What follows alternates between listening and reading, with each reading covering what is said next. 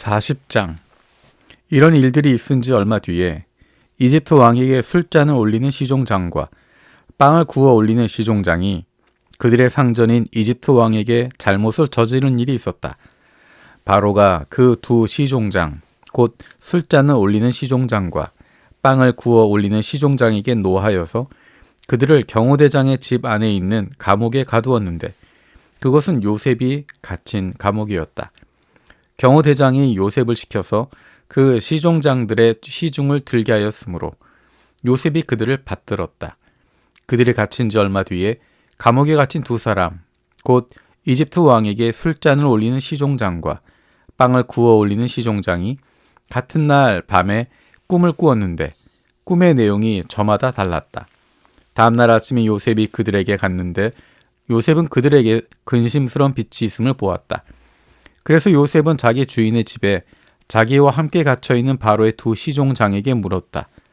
오늘은 안색이 좋아 보이지 않습니다. 왜 그러십니까? 그들이 그에게 대답하였다. 우리가 꿈을 꾸었는데 해몽할 사람이 없어서 그러네. 요셉이 그들에게 말하였다. 해몽은 하나님이 하시는 것이 아닙니까? 나에게 말씀하여 보시기 바랍니다. 술잔을 올리는 시종장이 자기가 꾼 꿈을 이야기를 요셉에게 하였다. 내가 꿈에 보니 나의 앞에 포도나무가 있고 그 나무에는 가지가 셋이 있는데 거기에서 싹이 나더니 곧 꽃이 피고 포도송이가 익었네.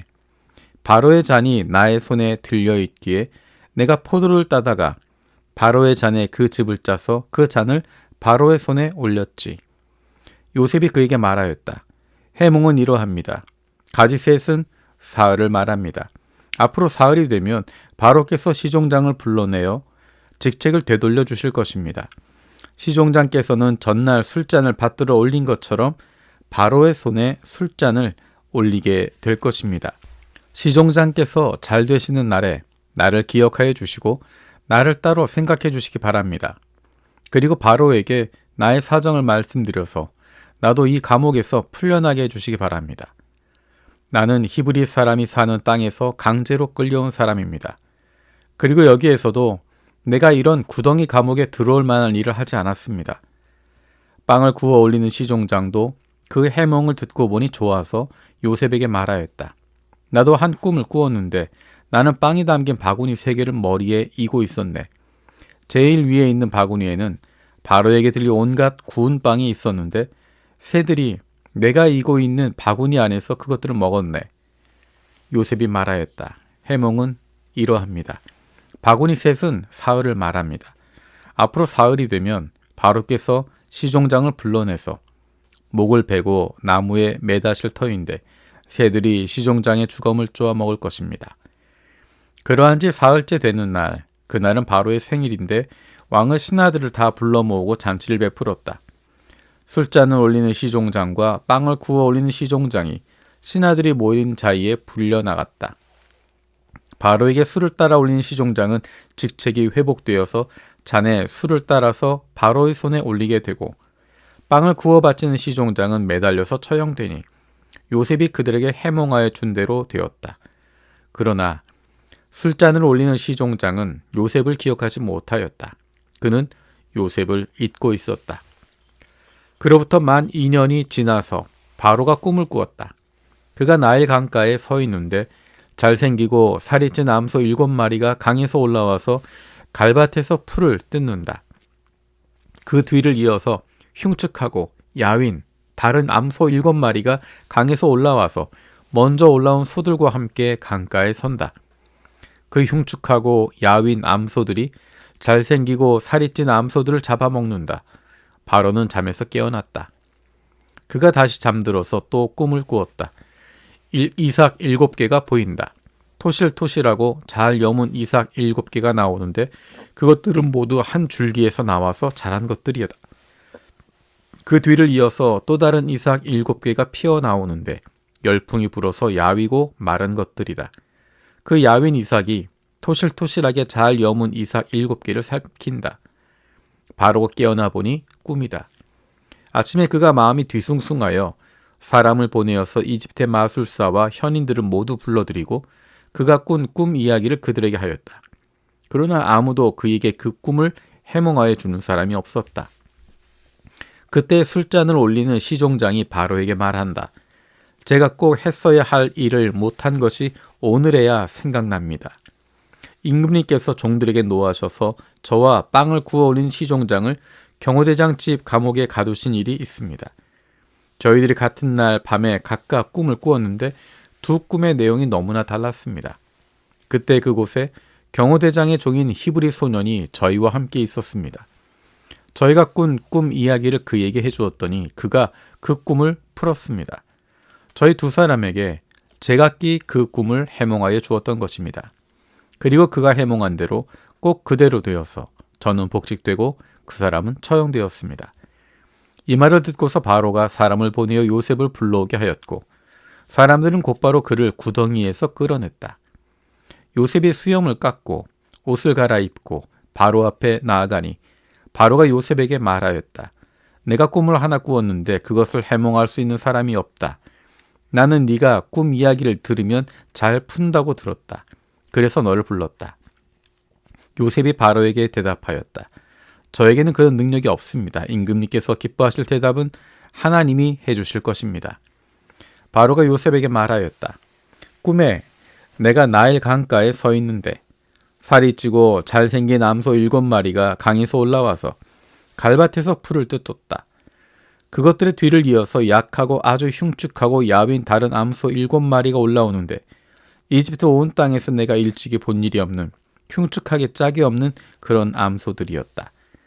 그 야위고 흉측한 암소들은 먼저 올라온 기름진 암소 7마리를 잡아먹었다. 흉측한 암소들은 살이 찐 암소들을 잡아먹었는데도 여전히 굶은 암소처럼 흉측하였다. 그러고는 내가 깨어났다. 내가 또다시 꿈에 보니 한 줄기에서 자란 이삭 7개가 있는데 잘 여물고 실한 것들이었다. 그것들의 뒤를 이어서 다른 이삭 7개가 피어나오는데 열풍이 불어서 시들고 야위고 마른 것들이었다.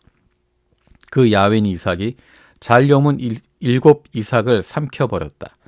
내가 이 꿈 이야기를 마술사와 현인들에게 들려주었지만 아무도 나에게 그 꿈을 해몽해 주지 못하였다. 요셉이 바로에게 말하였다. 임금님께서 2번 꾸신 꿈의 내용은 다 같은 것입니다. 임금님께서 장차 하셔야 할 일을 하나님이 보여주신 것입니다. 그 좋은 암소 7마리는 7회를 말하고 잘 여문 이삭 7개도 7회를 말하는 것입니다. 두 꿈이 다 같은 내용입니다. 뒤따라 나온 야위고 흉측한 암소 7마리나 열풍에 말라버린 쓸모없는 이삭 7개도 역시 7회를 말합니다. 이것들은 흉년 7회를 말하는 것입니다. 이제 제가 임금님께 말씀드린 바와 같이 임금님께서 앞으로 하셔야 할 일을 하나님이 보여주신 것입니다. 앞으로 올 7해 동안에는 온 이집트 땅에 큰 풍년이 들 것입니다. 그런데 곧 이어서 7해 동안 흉년이 들 것입니다.